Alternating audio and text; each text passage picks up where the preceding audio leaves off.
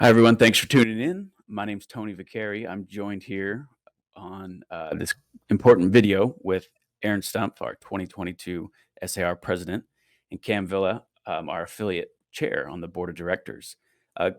Aaron, would you first want to kind of introduce yourself and give a little background? Yeah, hi everyone. My name is Aaron Stumpf. I'm your 2022 president of the Sacramento Association of Realtors, and I've been in the business for about 17 years. I've experienced a couple different pronounced shifts in our market, and I'm looking forward to our conversation today. Awesome. Eh, My name's Cam Villa, and I am the affiliate chair for the SAR.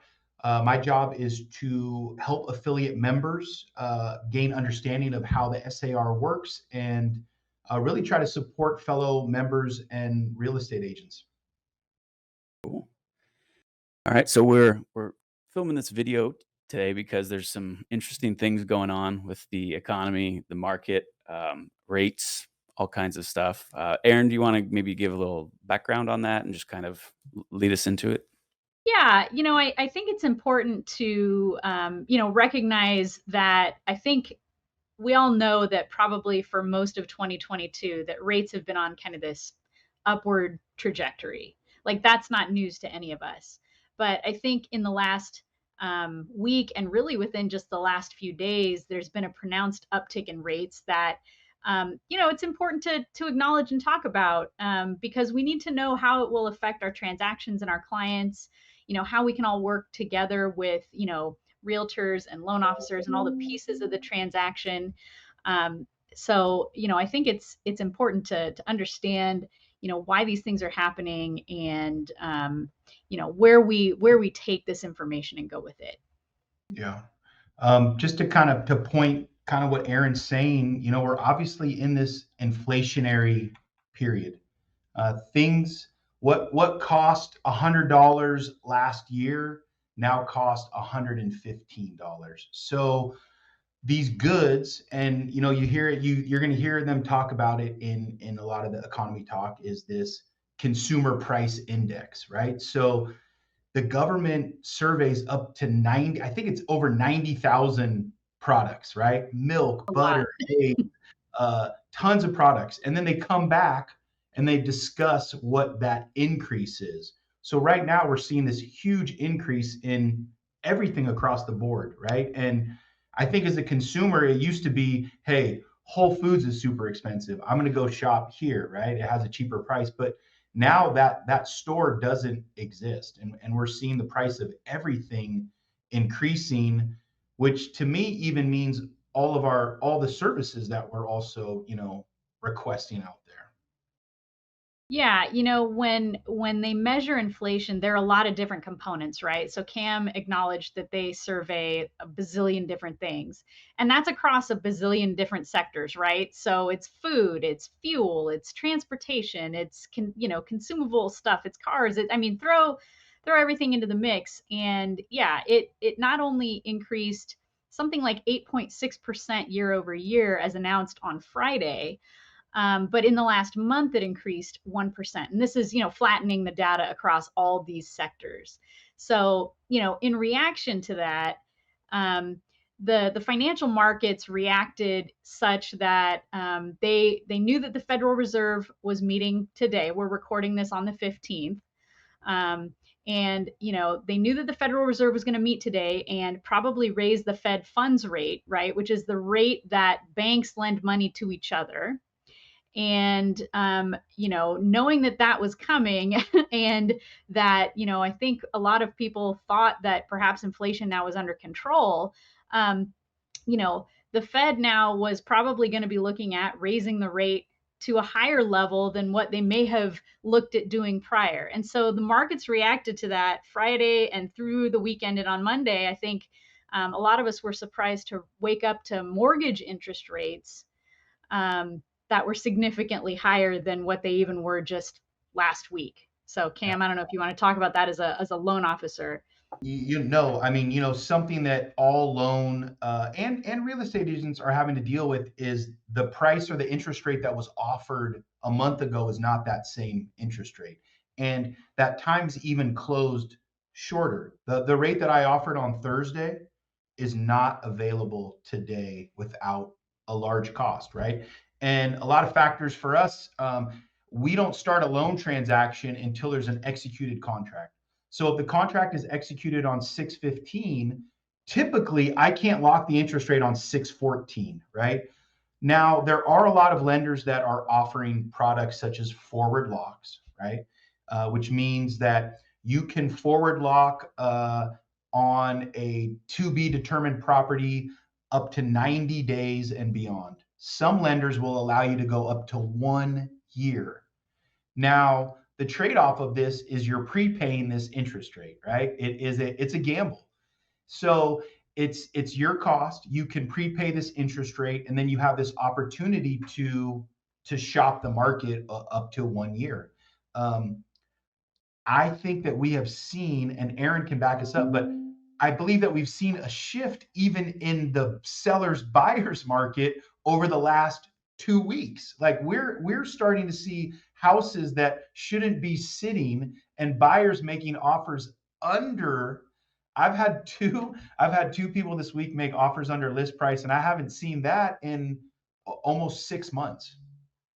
Yeah, I think there is a palatable shift taking place. I mean, the market and its trajectory, right? We've been in this crazy frenzied market now for a couple years. And I think it's been so crazy that we've forgotten what normal's like, right? So now it's like, okay, things are equalizing a little bit. And I know that I'm counseling my sellers such that, they've just got to not have the expectation the house is going to be listed on a Wednesday and in contract with a bazillion offers on Sunday. um, and things are going to have to get more flexible, right? This is a return to pre-pandemic thinking, because the pandemic has absolutely shifted in a frenzied way. Now we're just coming back to reality. But I think, for a lot of our members, like if you're watching this and you haven't experienced something like this, I think it's just important to understand, what's going on, why it's happening, and that normal is okay. Yeah. um, This is very cyclical, right? This is the industry that we are a part of. Some of the options or the tips that I can offer, like people out there that are trying to buy or experience home ownership. It doesn't cost anything to get pre-approved, right? To find out what you qualify for. The first step is if you have a real estate agent like Aaron, I would say, hey, Aaron, can you recommend a lender that you've used? Maybe, one, two, three, however many that is.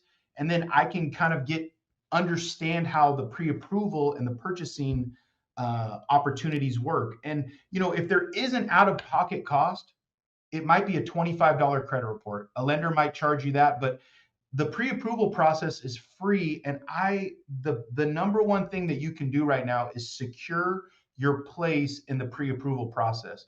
Understand how much you qualify for, understand what the total down payment's going to be, understand the time frame. I think one of the biggest things is people don't understand that you and I could go into contract today and we could be completed in 2 weeks. And I think that is so surprising to a lot of home buyers. But you and I have to best prepare uh, every single home buyer for this opportunity. And I think there is a great opportunity for home buyers, even with this rapid interest rate rising environment.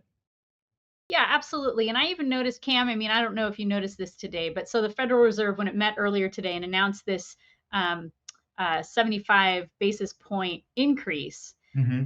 that was already telegraphed into the rate environment. So rates didn't like jump today, right? Like it was anticipated that was going to happen. And the good news is that it actually happened, because if the Fed had done something different, then we might see even more like rate shock. But I actually saw Absolutely. rates maybe calm just a little bit today Yeah. based on that news. So, again, just understanding that this is a fluid beast. It isn't going to be a static environment, and we just have to know. And Cam acknowledged earlier, I mean, yeah, if you got pre-approved a week or two ago, or you had a client who got pre-approved a week or two ago, you absolutely need to revisit what those numbers look Yeah. like. Because the worst thing that could happen is you take a client to a property they make an offer, it's accepted, and then they're shocked by what the payment scenario looks like, Yeah.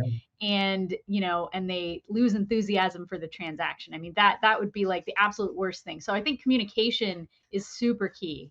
Yeah, and even taking a week or two off, like I mentioned, it could totally change. Some of the things that and I try to keep from a market standpoint, I try to review it in the simplest way possible. I look at it that rates have to be higher than inflation in order for inflation to stop. So right now, the rates are rising so fast, we can't catch them. So I don't I it's hard for me to put out an offer, and then the next day, if that offer is not accepted, then it's a completely new ball game.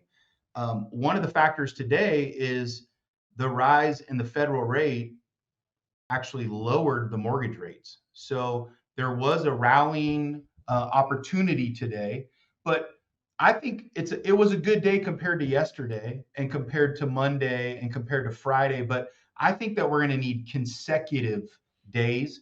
I think that the Federal Reserve took a stance. I think if they only did a half, people, I don't think they would have. I think they would have been in big trouble. I think if they did a full percent, I think that would have freaked out a lot of the markets. I think the world markets are actually really concerned, and this is no longer a United States issue. I think that Europe is starting to take notice, and the toughest part for me is that I don't think there's as much of a political tie to it as this is how we've ran our economy over the last 5 or 6 years pre Mr. Biden, President Biden, and now I think that we're seeing some of the effects of it. Yeah, well, I think, the Federal Reserve and all the powers that be did what they could to keep the world from sliding into global turmoil during the pandemic. And now we're coming out of that, and there are a lot of other things happening that are totally outside our control, right? Like, who would have known that Russia would try to invade Ukraine and send, all the things that come out of that region into chaos, right? Yeah. Fuel prices. Like, I don't think many people realize that Ukraine is like one of the largest grain exporters in the world. And so, I mean, the spillover effects of all those things happening are really, really out of our control. And I think, it's important to recognize that, yeah, rates jumped a little bit. It seems like they've calmed down, at least for the moment. Yeah. But rates are probably going to get higher before they get lower again. And so I think it's important to kind of acknowledge that, it's there's nothing wrong with a 5.5% interest rate. Like, Well, there's, let's talk about that because I yeah, think that even that 5.5, I think that we're starting to get into the sixes now. And yeah, you have an opportunity here as a borrower. You have two options, right? You can take on an interest rate that has no cost to it, no origination. And I think that there's a part of people that have had a loan history that says, "Hey, I want a loan with no points, no fees, keep that thing far away from me," right? Well, now we're in this environment where possibly paying some points or origination to get a lower rate will help you in the long run. One of those options is that you can write off these origination charges in the transaction. Now, if you talk to your take on, CPA. yes, I am not an accountant. Talk to I your CPA. talk to your CPA, but there are opportunities that lie there. If you're going to stay in the home, if this is a long-term home, there's that opportunity.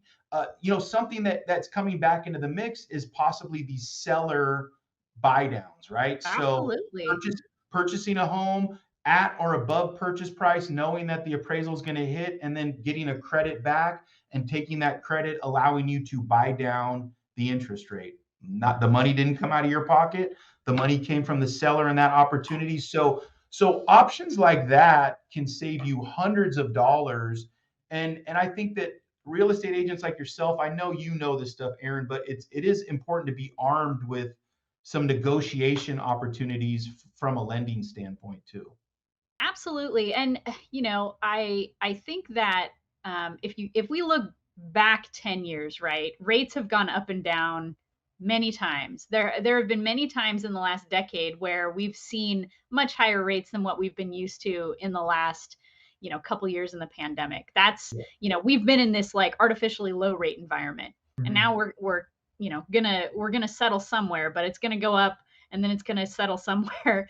um, I think there's a new appetite for adjustable rate mortgages, and that's not where it's adjustable from the get go. It's fixed for a term, like a Yep. 10-year rate fixed, and then it goes adjustable. And those rates tend to be a little bit better than just your regular, um, conforming loan. They can be. And so, if you think you're going to be in the house for a while, as Cam just mentioned, getting something that allows you the opportunity to take a slightly lower rate today, and then possibly refinance it later when rates, again, if you're in a 10-year time horizon, rates are going to do a lot of different ups and downs in the next 10 years, just like they did the prior 10 years. Yep. So, Cam, I don't know if you can maybe touch on, different,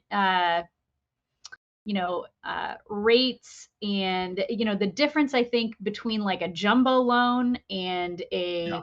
a, um, conforming loan. Maybe you could address like what the jumbo limit is, and, because rates tend to be maybe a little bit more favorable if you're actually getting a jumbo loan, which I think probably a Yeah. lot of people don't realize.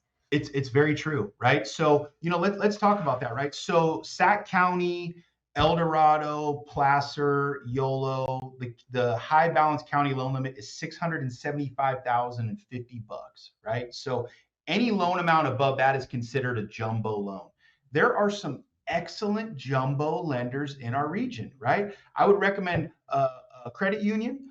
I would recommend some of the big banks like the Chases and the Wells Fargo. The reason for that is jumbo loans are what's considered portfolio investments. They're not so much sold on the open market as they are with Fannie and Freddie. And especially in our region, there are some amazing like jumbo opportunities. And I'll be quite honest. I do a few jumbos, but I think that there are quite possibly some lenders that have some opportunities, and I think that you need to search those. Not every lender does everything 100%, and I think that's kind of where the opportunity is lying right now.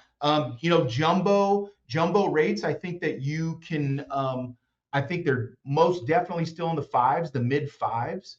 The key here is that these banks and portfolio lenders want your other accounts, right? They want you to have car loans. They want you to have investments with them. They want you to park $200,000, checking and savings. So there's a lot of opportunities. The one stipulation on a jumbo loan is they typically don't follow guidelines if you loan guidelines that are typical to the industry. A lot of times you got to turn in tax returns. A lot of jumbo loans are they're self-employment folks, so those ones are a little bit more strict. But you are right. Jumbo loans have the option right now of being lower than like a high balance conventional loan. High balance And can you conventional address maybe, oh, go ahead, go ahead. no, no, high balance conventional loans.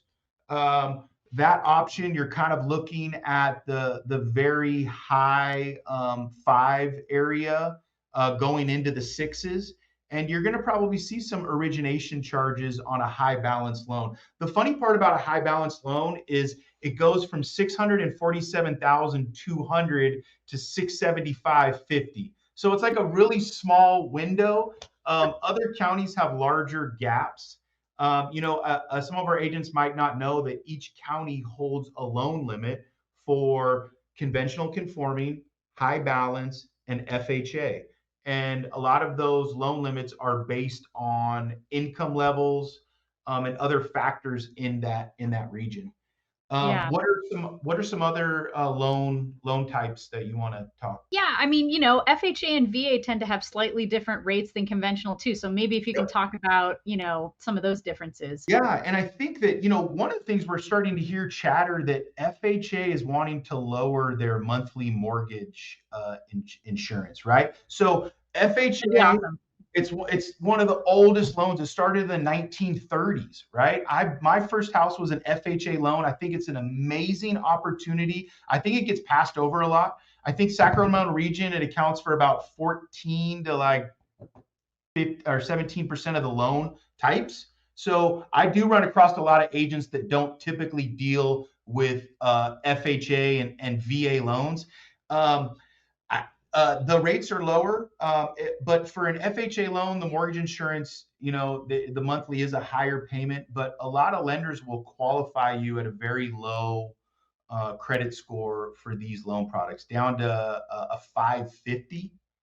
Um, and one of the steps on the FHA and the VA loans is typically you can go to a higher debt to income ratio, meaning what you have coming in comparison to going out, that percentage can be higher with those loan products.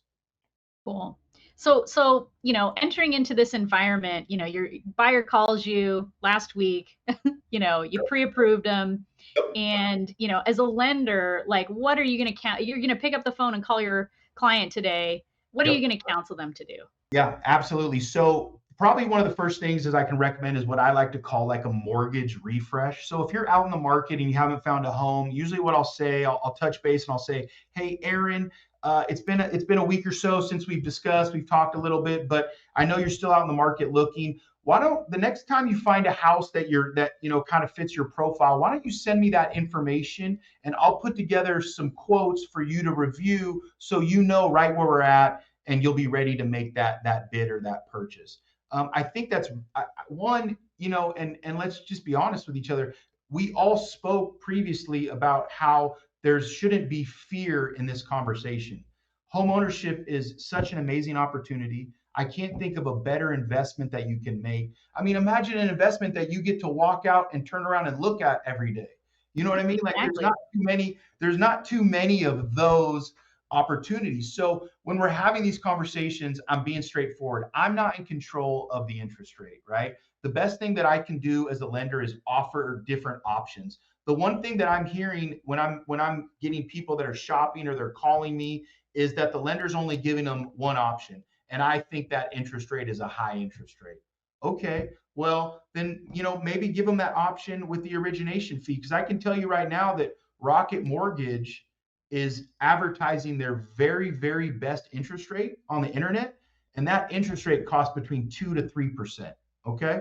So if you want that rate, it's there for you. I mean, I'm not an advertising guru, but I know you don't advertise the medium interest rate. So I think that you have to go out and kind of be able to shop around and see what's out there.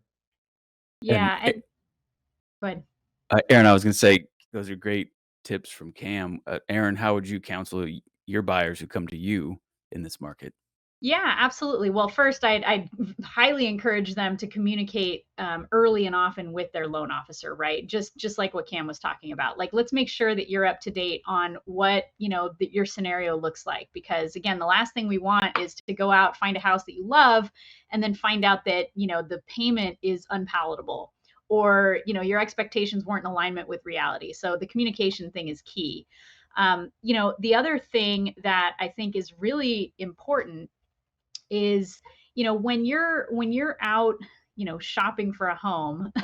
A lot of my clients, and you mentioned this, Cam, right? Like, there are a lot of flashy ads online for these really appealing looking interest rates, but I think as an agent, one of the best things that you can help your client do is make sure that they're comparing apples to apples and not apples and oranges, because they may get some really amazing shiny object thrown at them that looks really great, but it doesn't factor in all of the principal, interest, taxes, and insurance. Or I have found that sometimes out of area lenders, they don't calculate our property taxes correctly because they Yeah, don't know. yeah, So if you can help them compare, like, what somebody local or whoever they're working with to whatever that shiny object is, and make sure that they understand what it is they're actually doing and getting.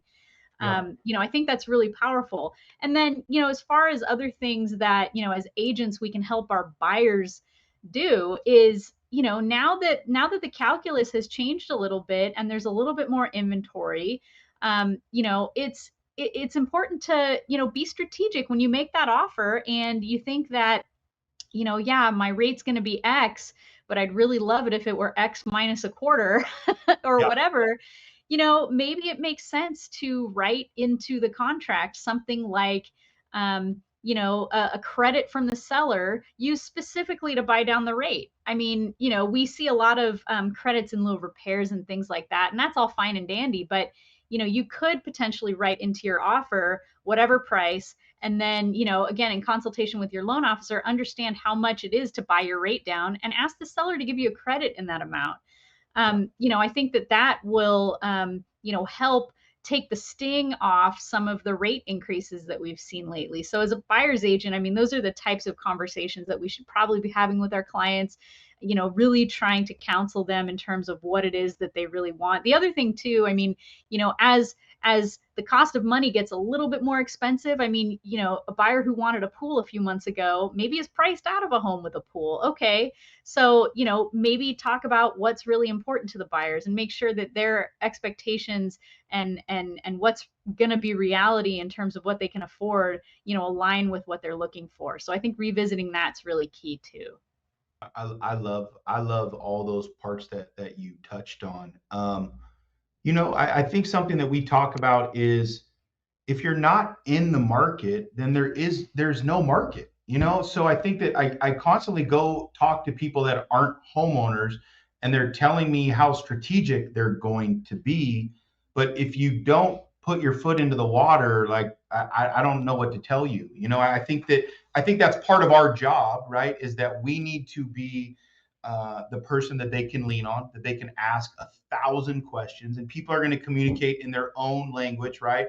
Do they want to see a visual description of some statistics of the area, right? Do they want to meet in person? Do they need it all out in writing? And I think that's kind of yours and my job over these next couple of years, because I'm looking at it like if someone is in a loan now, it's my job to make sure that they remain a client.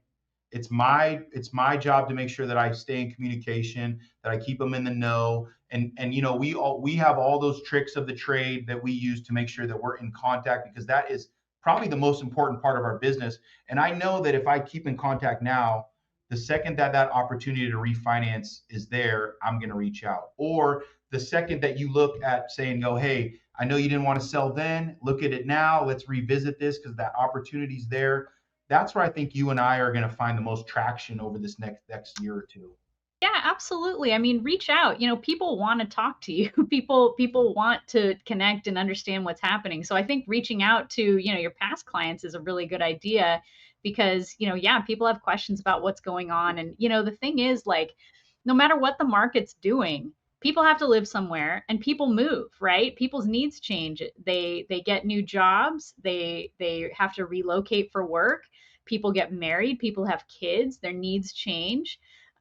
So, people are going to buy and sell no matter what the market's like. I remember back in like 2007 when the credit market dried up and you really just could not get a loan. I mean, those were some of my busiest months. Yeah. And I think again, just keeping in touch with people, communicating, they know that you're there when they need you, and when they need you, they're really going to need you. um, to make sure that you're staying in touch is, I think, really key. One thing I want to touch on, I think we've talked a lot about like how buyers agents can help their buyers and how, a lender can communicate and make sure that the buyer's fully informed. But I want to touch on a couple things that listing agents should really be on the lookout for. I would say that, right now, not every property is going to get multiple offers. Some still will, right? But not every property is going to get multiple offers as we see increasing inventory. And inventory, again, is like a function of both supply and demand, right? So the absorption rate might be a little bit different. There may be fewer sales. And so maybe we're seeing the same number of listings come on the market, but the inventory actually grows because they're not being bought up as quickly. Yeah. But I think it's really important that, number one, you need to counsel your sellers that, the market is shifting and you need to be cognizantly aware of what's going on. The other thing I would suggest too, a lot of times, agents will set these far off dates by which, someone's going to review an offer, right? So my offer review date is this. I would suggest that sitting on offers may not be the right tactic right now, especially with rate fluctuation, right? If someone makes an offer on Sunday and you don't look at it until Tuesday or Wednesday, there's a lot of time in that interim for the rates to jump around. And, if you did that this weekend, um, you know, if you had an offer going into the weekend that you didn't respond to, that buyer may have some kind of adverse payment shock when they go to actually lock in their rate. Yeah. So as a listing agent, I mean, I would counsel your sellers not to sit on stuff. Well, Do I'm still seeing like even receiving the contract, right? I know that oh, in the past, like that wasn't a huge issue, but if you're going to get me with a 14 or a 21-day contract, I need the information on the same day. yes. Um, Be that's swift. probably, that's probably the biggest, because as a lender, one, your closing date is our closing date, right? And I'm not going to miss closing dates. And I would agree that any lender affiliate in this community feels the exact same way that's the number that we got to hit. Yeah, absolutely. So, don't just sit on the offers. Encourage your sellers to, review things as they come in. You can still set a future review date, but just be swift about what you're doing. I mean, sometimes, even that review date will come and go, and it's 3 days later before we get some kind of response. So, just know that in this environment, rates are going to do this, but I think the trajectory is going to remain kind of upward for a little while. And so you're going to harm your seller and you're going to harm the buyer if you take a long time to make up your mind with what's going on and everything. The other thing too, just be timely in all your communication. If you get a request for repairs, don't sit on it for a long time, because ultimately, as Cam just acknowledged, if you have a 30-day escrow and that rate is locked for 30 days, you do not want to deal with trying to extend the rate lock right now. Yeah. That Well, sounds like a nightmare. So be and timely with what you're doing. that's a good point, because some of these extensions, and especially over these last couple of days, if you let a lock expire, you are in big trouble. And a lot of that lock charge is passed on to the borrower, right? So that's something that we have to be very ready to have that explanation. And again, that's another reason why we cannot close past that close date. Yeah. So we just, we gotta make sure that things are timely. And I know that, sometimes we have sellers, if we're a listing agent, and those sellers are a little slow to respond. But again, when you take that listing, you really got to set expectations about what we're going to be faced with, and make sure that things are timely, that contracts are signed and provided, as Cam mentioned, Yeah. in a timely manner. And I think, those things are going to help all of us help our clients and help the process along, because ultimately, right, we have a buyer who wants to buy, we have a seller who wants to sell, and so we need to marry that process in a way that's conducive to a successful outcome. So when we do that, I think that's what we need to focus on. And I mean, nothing is more exciting than handing a new homeowner their keys, especially if they've been paying somebody else's mortgage for so long, right? Right. I mean, So last time I checked, rent, obviously 100% interest rate. oh, So right. Yeah. Yeah. Yeah. No equity with rent. So, and rent is not cheap right now either. My goodness. So, anyway. Well, I really appreciate this conversation. It's always good to talk to you, Cam and Tony. Thanks so much for hosting. And Sure. yeah, any parting words? I just think that that you and I and the whole realtor lending affiliate relationship, I think that a buyer can find a lot of strength if they're working with the right people. There is amazing home ownership opportunity out there, and I truly don't think it is the most amazing time to buy, because I think that you can get into this market where other people might be trying to take a step out. And the purpose here is to get into the home of your dreams. We know that it's scientifically proven that it builds families, builds wealth. I mean, there's so many neat things about owning a home. Oh, amen to that. Absolutely. Yeah, and I would just like to say that SAR has nearly 8,000 members, and nothing would make us happier than all of you guys being super successful. So it's our goal to put out tidbits like this, where hopefully you pull something from it. And especially if you haven't experienced one of these cycles yet, go talk to someone else in your office, go talk to a colleague, call me. Go Let's out sit to a down and regional talk meeting, about it. Yeah, I mean, yeah, exactly. Go to a regional meeting. Um, Shameless plug for that. They're every Tuesday, but I mean, there's 1,000 years of real estate experience in one of those rooms. And what we're going through is just part of real estate. And so, the more you just kind of understand and kind of roll with things and adapt and be open to receiving information and learning new things, I think the more successful we're all going to be. I agree wholeheartedly with that. That's awesome. Aaron, thank you so much for kind of leading the way through all this. And I think that the SAR members are just so lucky to have you and your involvement in all of this. They are. They are. Okay. Well, I appreciate that. It's definitely a team effort. I gotta give a shout out to staff. Tony, we couldn't do this without staff. We couldn't do this without the rest of the board of directors and all of our leadership team, chairs and vice chairs, and everyone that makes SAR really vibrant. So I'm super grateful to everybody. Thanks, guys. Cool. Thank you, guys.